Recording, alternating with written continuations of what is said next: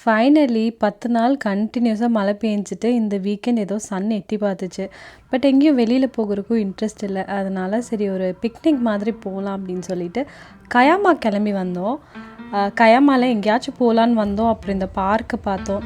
சரின்னு இந்த பார்க்கில் நம்ம பிக்னிக் பண்ணலாம் அப்படின்னு சொல்லிட்டு வந்துட்டோம். லன்ச்சு கொஞ்சம் பேக் பண்ணி எடுத்துகிட்டு வந்திருக்கோம். இப்போ ரொம்ப சம்மராக இருக்கிறனால சாப்பிட்றதுக்கு இன்ட்ரெஸ்ட் இல்லை. அதனால் கொஞ்சம் கொஞ்சம் எடுத்துகிட்டு வந்திருக்கோம்.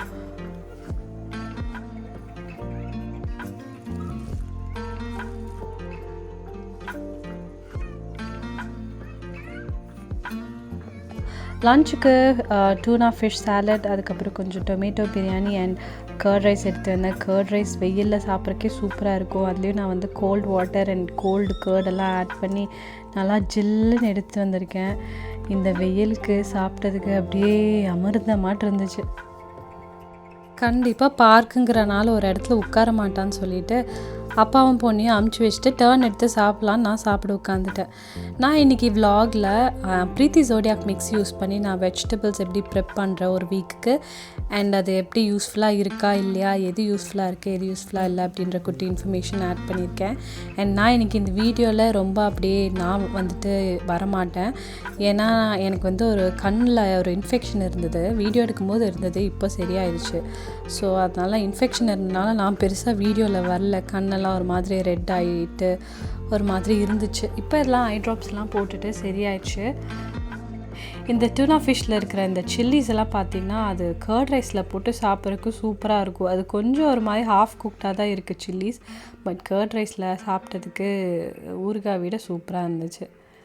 இவ போட்டிருக்க இந்த ட்ரெஸ்ஸு என்னோடய ஃப்ரெண்டோட அம்மா தாய்லாந்து போயிட்டு வந்துட்டு இதை வாங்கிட்டு வந்தாங்க.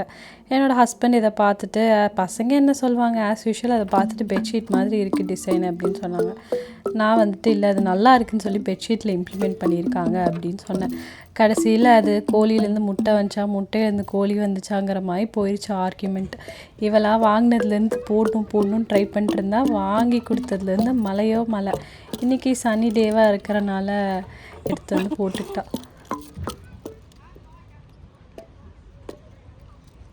ஒரு 2 மணி நேரம் எங்கள் பார்க்கில் டைம் ஸ்பெண்ட் பண்ணிவிட்டு சாப்பிட்டு ரெஸ்ட் எடுத்துகிட்டு அதுக்கப்புறம் இங்கேருந்து நவ்ரான்ற ஒரு இடத்துக்கு போனோம். அங்கே வந்து என் ஃப்ரெண்ட் ஒருத்தங்க உடம்பு சரியில்லாமல் இருந்தாங்க. சரி பார்க்க போகலாம் அப்படின்னு சொல்லிட்டு போனோம்.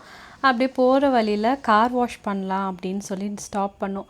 ஸோ கார் வாஷ்க்கு நம்ம வெளியில் வாஷ் வந்துட்டு தனியாக இருக்கும், இங்கே வேக்யூம் பண்ணணும் உள்ளே அப்படின்னா இந்த மாதிரி காயின் சிஸ்டம் இருக்குது. ஸோ $1 ஒரு 5 மினிட்ஸ் அந்த மாதிரி வேக்யூம் வரும்.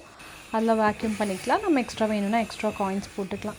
போகிற வழியிலே இவ்வளோ தூங்கி பயங்கர டீப் ஸ்லீப் போயிட்டா. சரி அவள் டிஸ்டர்பாக எந்திரிக்கட்டும் அப்படின்னு சொல்லி விட்டுட்டோம்.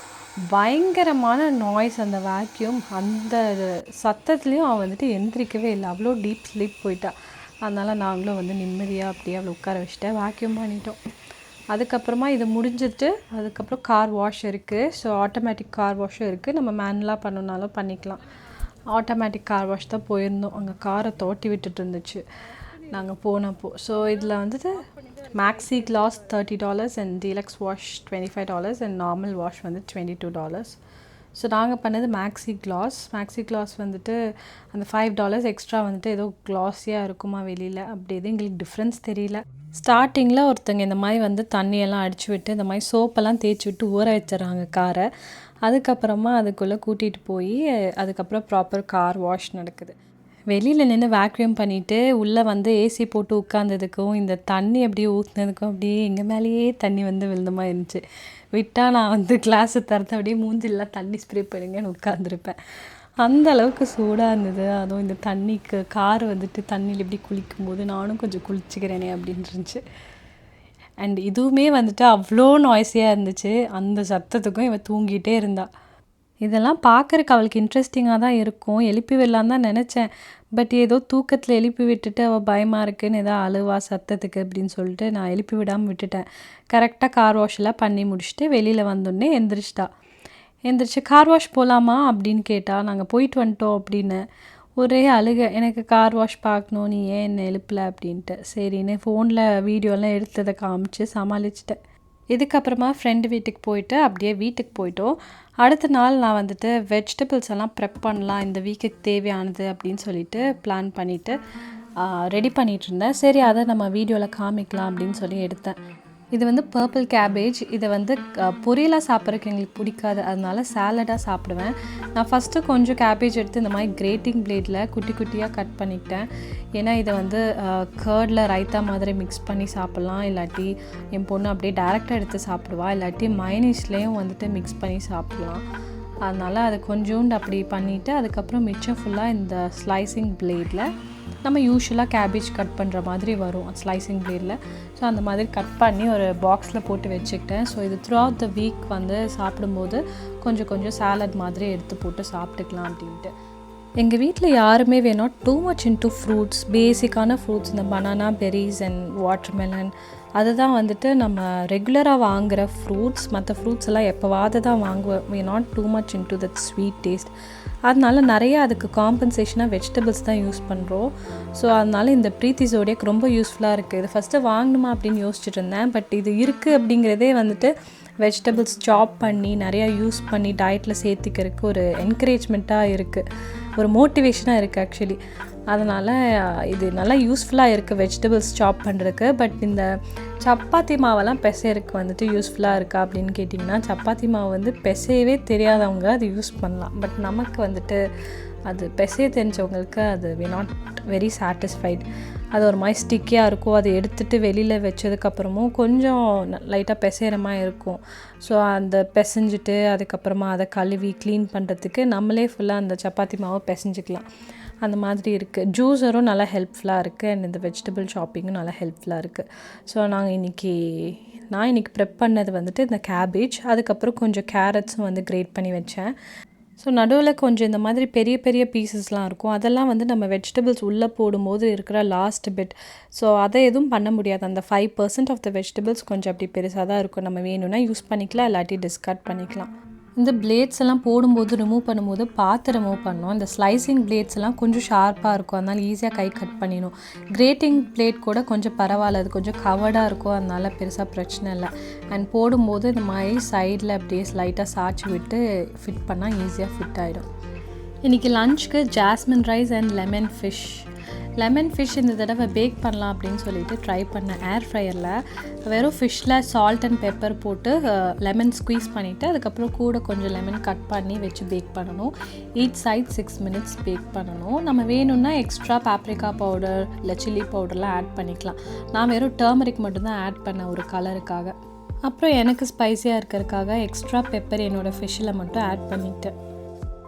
கேரட்ஸ் வந்துட்டு கிரேட் பண்ணி கொஞ்சம் அதுவும் வந்து இந்த சாலட் கூட மிக்ஸ் பண்ணி சாப்பிடுவோம், இல்லை டக்குன்னு ஏதோ பொரியல் பண்ணணும் அப்படிங்கும்போது அது எடுத்துக்கலாம். ஸோ இதெல்லாம் வந்துட்டு ஒரு 4-5 days வரும் இந்த வீக்குக்கு. ஏன் பொண்ணு இந்த கேரட் விஷயத்தில் ஒரு குட்டி முயல் குட்டி தான். அவளுக்கு கேரட்னால் ரொம்ப பிடிக்கும், எப்போ கேரட் கொடுத்தாலும் சாப்பிட்டுக்குவா. இதை கிரேட் பண்ணும்போதுமே ஒரு கேரட்டை கட் பண்ணி கொடுக்க சொல்லி வேடிக்கை பார்த்தே சாப்பிட்டுட்டு இருந்தா. அண்ட் அப்பப்போ இந்த மாதிரியும் கொடுப்பேன், இல்லாட்டி அந்த கேரட் ஃபிங்கர்ஸ் மாதிரி கட் பண்ணி கொடுப்பேன். அண்ட் இந்த ஃபுட் ப்ராசஸர் எப்போ ரொம்ப யூஸ்ஃபுல்லாக இருக்குன்னா இந்த கேரட் அல்வா பண்ணும்போது யூஸ்ஃபுல்லாக இருக்குது. நிறைய குவான்டிட்டி பண்ணணுனாலும் இந்த ஃபுட் ப்ராசஸரில் கிரேட் பண்ணிக்கலாம் அப்படிங்கிறனாலேயே ஈஸியாக நிறையா பண்ணலாம். இல்லாட்டி இவ்வளோத்தையும் கிரேட் பண்ணிவிட்டு அதுக்கப்புறமா கேரட் அல்வா உட்காந்து கிண்டிகிட்டே இருக்கணும். So that's a long process. இது வந்துட்டு இந்த ப்ராசஸே ஒரு half of the time save பண்ணிடுது. ஸோ நீங்கள் ப்ரீத்தி ஜோடியாக் மிக்ஸி வாங்கணுன்னு யோசிச்சுட்டு இருந்தீங்கன்னா, நீங்கள் வந்துட்டு காய் நிறையா யூஸ் பண்ணுவீங்களா, காய் கட் பண்ணுறதுக்கு டைம் இல்லை அப்படின்னா தாராளமாக வாங்கலாம். இல்லை என்ன மாதிரி இந்த மாதிரி சாலட் பண்ணுறதுக்கு நிறைய காய் கட் பண்ண வேண்டியது இருக்கும் அப்படின்னா இது பயங்கர யூஸ்ஃபுல்லாக இருக்கும். ஸோ சப்பாத்தி மாவு யூஸ் பண்ணுறதுக்கு எனக்கு பர்சனலி அது ஹெல்ப்ஃபுல்லாக இல்லை. மற்ற எல்லா பிளேட்ஸுமே வந்து எனக்கு யூஸ்ஃபுல்லாக தான் இருக்குது. அண்ட் சில வெஜிடபிள்ஸ் இந்த கோவக்காய் மாதிரி வெஜிடபிள்ஸ்லாம் வந்துட்டு அதை சைட்லேயும் கட் பண்ணணும், அதுக்கப்புறமா வந்துட்டு உள்ளே போடணும் அப்படிங்கும்போது அது மீனிங்ஃபுல்லாக இல்லை. ஸோ கோவக்காயெல்லாம் வந்து கையிலே கட் பண்ணிக்கலாம். பட் இந்த மாதிரி கிரேட்டிங் எல்லாமே வந்துட்டு ஈஸியாக இதிலே பண்ணிடலாம். ஸோ இவ்வளோ வெஜிடபிள்ஸையும் வந்துட்டு லெஸ் தேன் 10 minutes வந்துட்டு ப்ரிப்பேர் பண்ணி கழுவியே வச்சாச்சு. அண்ட் வெஜிடபிள்ஸ்லாம் சாப் பண்ணும்போது இந்த ஃபுட் ஜாரை கழுவுறது ரொம்ப ஈஸி, அதனால் அது ஒரு பெரிய விஷயமாகவே தெரியாது. ஸோ நானும் வந்து இதெல்லாம் ஸ்டோர் பண்ணிவிட்டு கொஞ்சம் லெட்யூஸ் கொஞ்சம் மிச்சம் இருந்தது பழசு, அதனால் அதையும் கட் பண்ணி பாக்ஸில் போட்டு ரெடியாக வச்சுட்டேன். அண்ட் எங்களோட ஃபிஷ்ஷும் வந்துட்டு ரெடி ஆயிடுச்சு. அதுக்குள்ளே ஜாஸ்மின் ரைஸும் ஜென்ரலாகவே ரொம்ப ஃப்ளேவர்ஃபுல்லாக இருக்கும் அப்படிங்கிறனால இந்த ஃப்ளேவர்ஃபுல்லான ஃபிஷ் கூட நல்லாவே மேட்ச் ஆச்சு. ஸோ அப்படியே இதை லஞ்சுக்கும் சாப்பிட்டுட்டோம். So we're at the end of this video. இந்த வீடியோ உங்களுக்கு பிடிச்சிருந்ததுன்னா லைக் பண்ணுங்கள் அண்ட் மறக்காமல் சப்ஸ்கிரைப் பண்ணுங்கள். I'll catch you in another video. Bye.